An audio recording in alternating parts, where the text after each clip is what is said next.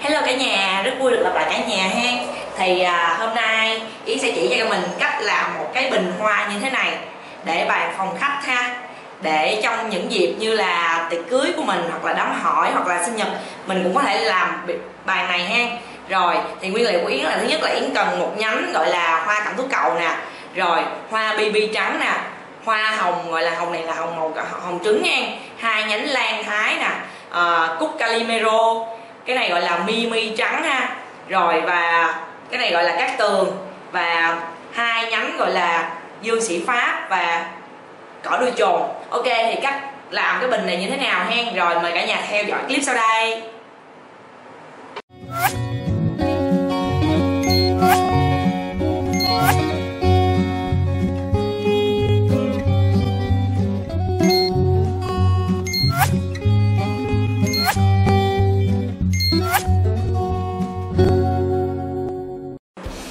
Thì bây giờ Yến sẽ bắt đầu Yến cắm ha. Thì đây là cái bình mà Yến đang chuẩn bị. Yến lấy dây ri băng để Yến muốn lại ha. Rồi thì Yến sẽ bắt đầu bỏ những cái nguyên phụ liệu vào. Thì đầu tiên thì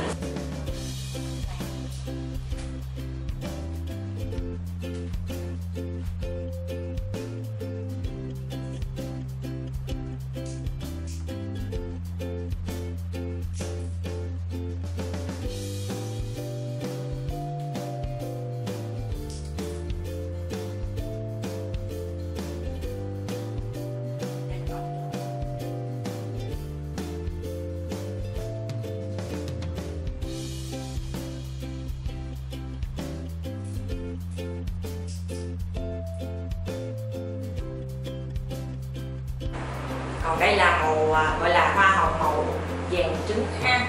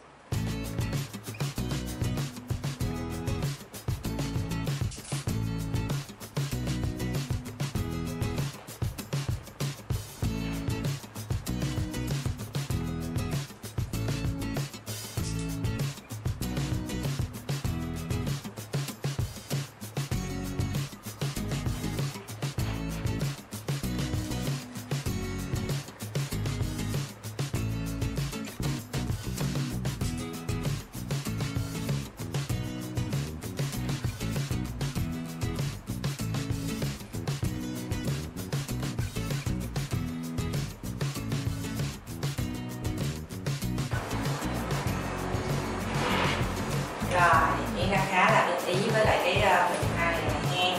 Thì đây là cái bình hoa mà mình có thể gọi là để bàn thông gia khi hai gia đình gặp mặt nhau ha. Cả nhà cũng rất là dễ dàng để tìm kiếm những cái nguyên liệu này. Thì Yến sẽ nhắc lại cái nguyên liệu. Bây giờ để Yến đi đựng nước trước này ha, rồi Yến sẽ nhắc lại nguyên liệu.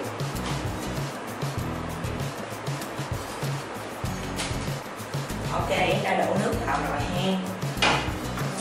Gấp quá cho nên cũng quên đổ nước trước.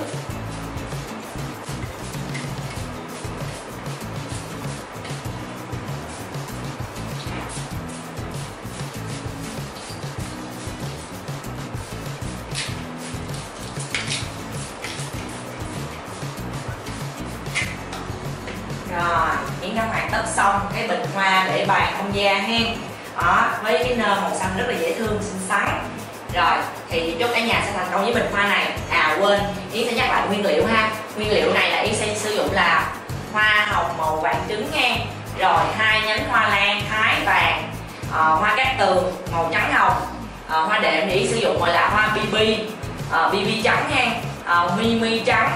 Rồi lá chỗ này thì Yến tận dụng gọi là cái gọi là cẩm tú cầu ha. Và ở chỗ này là Yến sử dụng thêm một ít mỏm một ít gọi là cỏ đuôi trồn ở đây ha. Cỏ đuôi trồn Yến cho nó lên, không thấy mặt anh không được hết.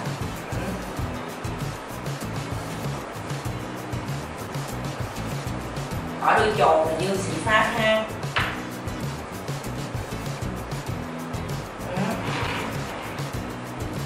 Và ở chính giữa thì Yến sử dụng là cúc Calimero màu xanh. Đó, với những bước rất là đơn giản thì mình đã có một cái bình hoa rất là xinh xắn để bàn phòng khách của mình rồi ha, cho những dịp rất là quan trọng trong gia đình của mình. Thì chúc cả nhà sẽ thành công với lại cái bình hoa này. Nếu cả nhà thích thì nhớ nhấn like ủng hộ Yến nha.